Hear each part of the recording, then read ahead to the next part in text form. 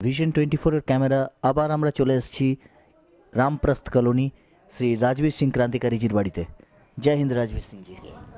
1945 के 18 अगस्त को ताइहोको में विमान हादसे में नेताजी की मृत्यु, शोलमारी के शारदानंद जी की देहरादून में मृत्यु, फैजाबाद में गुमनामी बाबा की मृत्यु, मुझेआना सीतापुर जिले के मुझेआना आश्रम में संत सम्राट की मृत्यु।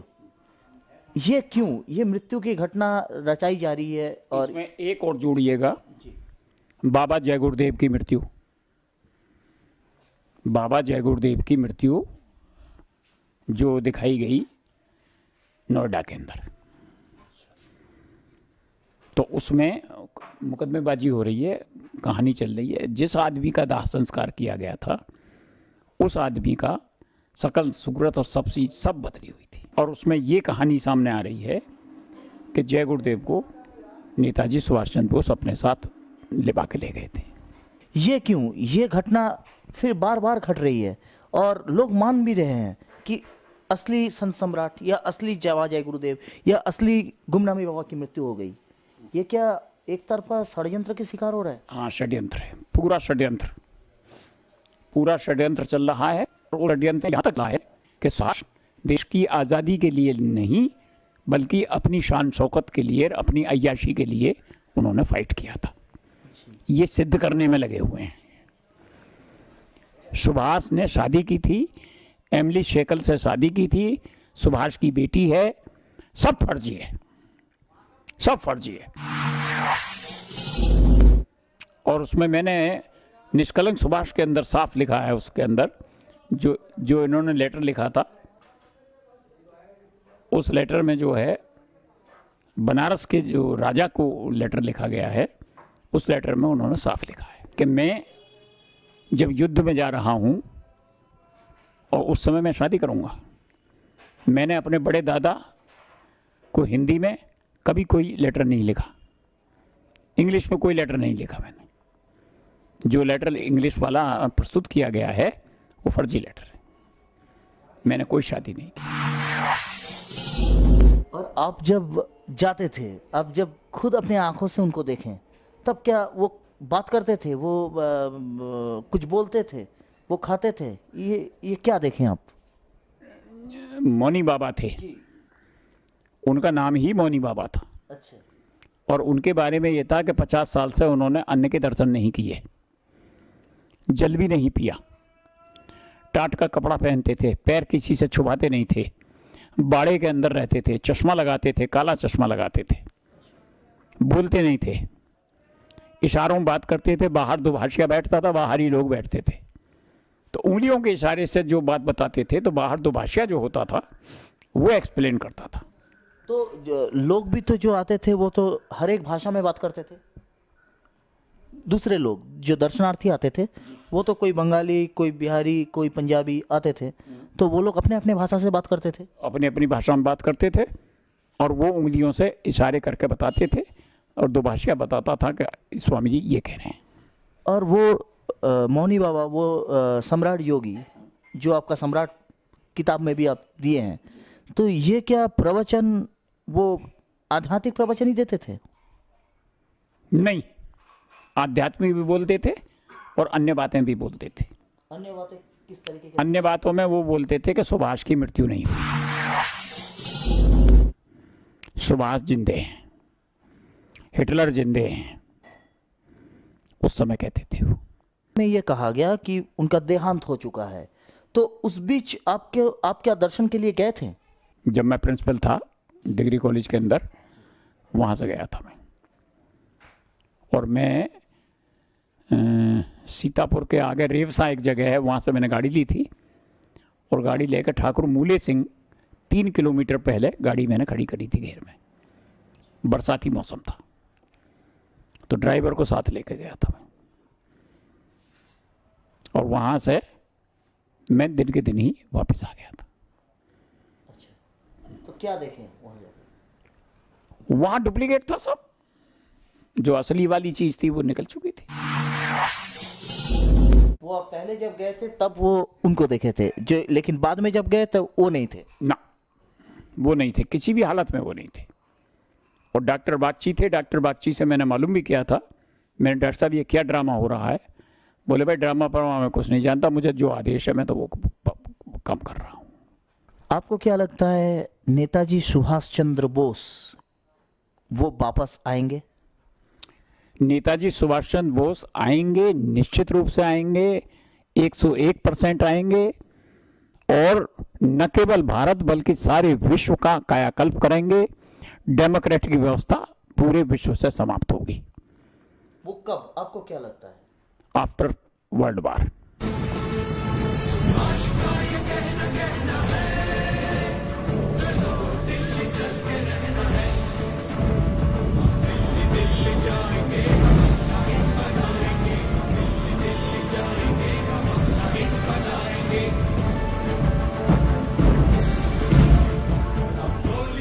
लेकिन नेताजी सुभाष चंद्र बोस एक नेशनल लीडर, एक राजनीतिक, एक देश प्रेमी, इससे बढ़कर एक आध्यात्मिक पुरुष, ये बात आप मानते हैं? अगर मानते हैं तो कैसे मानते हैं? सुभाष का जब से जन्म हुआ है तब से लेकर के अब तक स्वामी विवेकानंद, स्वामी रामकृष्ण परमहंस, शारदा मां, ये तीन इनके गुरु थे। और इन तीनों गुरुओं को दीक्षा ली थी इन्होंने, और आध्यात्मिक दर्शन बचपन से ही था। तो स्वामी विवेकानंद ने आकर के घर पे सबसे ये कहा था कि इसकी मृत्यु नहीं होगी, इसे इच्छा मृत्यु का वरदान मिला हुआ है, ये अपनी इच्छा से मृत्यु ग्रहण करेगा, इसके बारे में परेशान होने की जरूरत नहीं है, ये अवतार शक्ति है और ये पूरे विश्व के अंदर परिवर्तन करेगा। लेकिन आप उस आश्रम में जाने का बाद क्या आपको उनका आध्यात्मिक शक्ति से और प्रेरणा मिल गई कि उनके वो शक्तियां धरते हैं वो?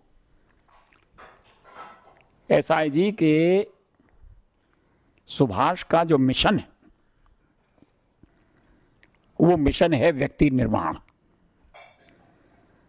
जो व्यक्ति का विनाश हुआ है, राजा से लेकर रंक तक बेईमान बना हुआ है इस समय एट प्रेजेंट, कोई भी आदमी अपने आप को ईमानदार नहीं कह सकता, उनके अंदर ईमानदारी पैदा करना ये नेताजी का मिशन है, और वो ईमानदारी आ रही है। जितना सुभाषवादी है, बाबा जय गुरुदेव के जितने चेले हैं जो टाट पहन के घूम रहे हैं, आप बताइए जानवर भी टाट नहीं पहन सकता, वहां आदमी टाट पहन रहा है। तो ये सारा का सारा करिश्मा है, सब चल रहा है। और युग परिवर्तन ऐसे नहीं होते हैं कभी भी, इतिहास साक्षी है। और जनता का ये, जनता विश्वास तो कभी करती नहीं है। मैंने बताया ना, कृष्ण ने उंगली के ऊपर गोवर्धन पर्वत उठाया, कृष्ण ने कालियादेह संस्कार किया, संहार किया कालिया का, कृष्ण ने शिशुपाल वध किया, कृष्ण ने कंस वध किया, कृष्ण ने सारे अजूबे करे। तो कृष्ण के इतने बड़े चमत्कार देखते हुए भी लोगों ने विश्वास नहीं किया और लोगों ने उसे साधारण व्यक्ति समझा।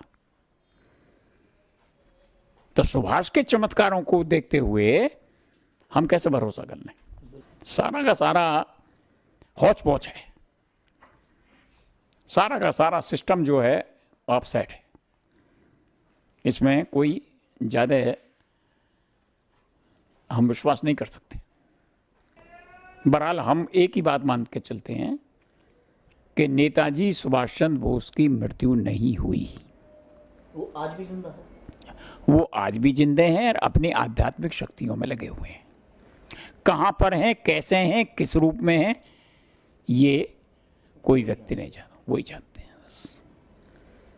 लेकिन उनका वो जो कह के गए हैं वो करेंगे ही, ये आपको सिर्फ उनकी आध्यात्मिक शक्ति और अवतारी पुरुष हैं इसलिए आप कह रहे हैं? जी हाँ, केवल इसीलिए कह रहे हैं। और ये जो हिटलर हैं, नेताजी सुभाष चंद्र बोस जीवित हैं, ये जो वो संत सम्राट कहते थे,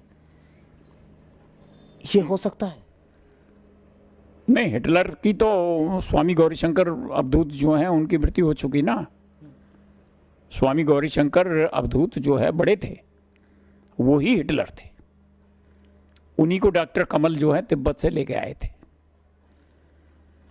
डॉक्टर कमल की मृत्यु हो गई थी और जब हमने संत सम्राट से मालूम किया, भूप सिंह आर्य हमारे साथ थे, मैंने कहा स्वामी जी डॉक्टर कमल की मृत्यु का चार्ज जो है भूप सिंह आर्य के ऊपर लग रहा है। तो वो हम मुस्कुराए और मुस्कुरा कर उन्होंने हाथ से मना किया। दुभाषिया ने बताया कि स्वामी जी ये कह रहे हैं कि डॉक्टर कमल की मृत्यु ऑटोमेटिक हुई है, अपने आप हुई है, और उन्होंने जन्म ले लिया है, वो बचपने में है। ये तो गौरीशंकर, स्वामी गौरीशंकर अवधूत की देहांत हो गया, लेकिन आध्यात्मिक रूप से अगर हम लोग देखें कि ये सब योगी, उच्च कोटि योगी पुरुषों का बॉडी छोड़ना और बॉडी लेना, मैं थोड़ा गुड़ विषय में बात कर रहा हूँ, तो ये आप एक आध्यात्मिक चर्चा करने वालों में से होके आप इसको, आपका उस ढंग के नजरिया क्या कहती है? मैं तो ये मान के चलता हूँ साहब कि ये महापुरुष,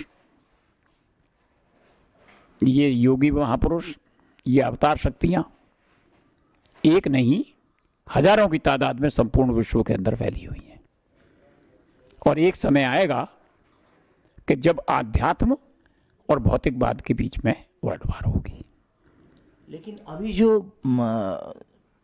तैयार हुए हथियार, एटॉम, हाइड्रोजन, न्यूक्लियर, ये सब की प्रकोप से क्या भारत बच पाएगा? आपको क्या लगता है? हमें ये लगता है कि इस संपूर्ण सौरमंडल के अंदर सूर्य सबसे ज़्यादा शक्तिशाली है, और हमें ये पता है पूरी तौर से पुरुषोत्तम और उनके साथ एक साथी और थे जो देहरादून में थे, पहरा लगाते थे रात को। उनका भी ये कहना है कि स्वामी जी ने बहुत तगड़ी सूर्य साधना करी है। सूर्य साधना? जब तक सूर्य निकला है, जब तक सूर्य छुपा है, तब तक एक टक देखा है उसको। देखते थे डेली। अब लगा लीजिए आप, जो उन शक्तियों का क्या, अब क्या वो करें भाई, हम तो बताई हुई बात बता सकते हैं, हम तो देखने गए नहीं। हमसे जो पुरुषों, ये रिपोर्ट ऑथेंटिक है। हाँ, उनको वो तो जय गुरुदेव के आश्रम में मिले थे मुझे, और उन्होंने ये कहा था कि उनकी मृत्यु वहाँ नहीं हुई है, वो तो डेड बॉडी रख करके जो निकल गए थे। वो बहुत कहानियाँ हैं, बहुत कहानियाँ हैं, बहुत सारी रचाई गई भी है। तो आपका सिर्फ यही कहना बार बार है, सुभाष जीवित है, जीवित है, जीवित है, और वो आएंगे थर्ड वर्ल्ड वॉर की समय। जी, बहुत बहुत धन्यवाद राजवीर सिंह जी। आज दूसरी पहलू आप खोल दिए, जैसे कि सारा देश आज वो फाइल करके निकले हुए हैं। कोई फाइल नहीं है, सब ड्रामेबाजी हो रही है। बहुत बहुत बढ़िया। ये कोई फाइल नहीं है, सब ड्रामा है। They are all playing drama. जितने, चाहे नरेंद्र मोदी हो, चाहे ममता बनर्जी हो, जितनी पॉलिटिकल पार्टीज हैं, सब ड्रामा खेल रही हैं। सुभाष के नाम पर सब एक है। यदि सुभाष के नाम पर वोटिंग कर दिया जाए तो जितनी पॉलिटिकल पार्टीज हैं वो सब एक जगह वोट डालेंगी सुभाष के खिलाफ। इसके कारण, क्योंकि सुभाष एक ऐसे व्यक्तित्व है, इसका कारण सुभाष के आने के बाद में ये सब खत्म हो जाएंगे। सुभाष के आने के बाद में इन्हें कोई बात भी नहीं करेगा, इनसे कोई, इनसे पूछने का नहीं। चोर डकैतों का शासन खत्म हो जाएगा, रिश्वतखोरी खत्म हो जाएगी, लूटपाट, घोटाले, ये सब चीजें, जो पैसा देश से बाहर जा रहा है सब खत्म। तो ये सारा का सारा विचार है हमारा। देखिए क्या होता है। समय तो लग रहा है कि अब जैसे समय देखा जाएगा जो कुछ होगा। जी भाई हमने तो जितना लिख सकते जी हैं जी उतना जी लिख दिया है। जी। कल भी हमने जो है वहाँ पे सुनाया हमने, खंड खंड अखंड मिलाकर देश अखंड बनाने को नेताजी तैयार खड़े हैं अंतिम युद्ध रचाने को।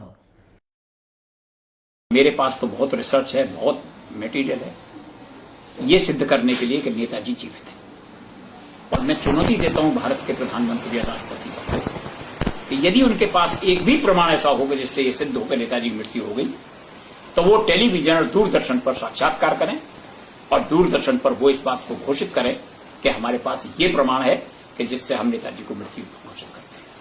और हम दूरदर्शन पर अपने हजारों प्रमाण प्रस्तुत करते हैं कि जिससे ये सिद्ध होगा कि नेताजी की मृत्यु नहीं हुई, नेताजी आज की तारीख में भी जीवित हैं। परिवर्तन तो होगा, लेकिन खूनी परिवर्तन होगा। छीना झपटी लूटपाट और चारों ओर तबाही है। चोर ही मुंसिफ, चोर ही मुल्जिम, देता चोर गवाही है। चोरी और सीना जोरी और चोरी भी सरकारी है। चोर चोर मौसेरे भाई, चोर जांच अधिकारी है। हर कुर्सी अंधी बहरी है, हर कुर्सी हत्यारी है। हर कुर्सी के हर पाए पर पंजीकृत गद्दारी है। देश की गर्दन के ऊपर सियासत का खूनी पंजा है। पुलिस और अफसरशाही का बढ़ता रोज शिकंजा है। संसद से लेकर सड़कों तक जंगल के कानून यहाँ, जिसने भी आवाज उठाई होता उसका खून यहाँ। अब तो लगता है भारत में चंडी का नर्तन होगा। परिवर्तन तो होगा, लेकिन खूनी परिवर्तन। परिवर्तन वोट के माध्यम से नहीं, बैलेट के माध्यम से नहीं, बुलेट के माध्यम से। बुलेट का परिवर्तन होगा और कोई रास्ता इसका नहीं, क्योंकि हमारी मजबूरी यह है कि कितनी बार तमाशा देखा परिवर्तन की आंधी का। हर कुर्सी पर बैठा देखा चेहरा एक अपराधी का।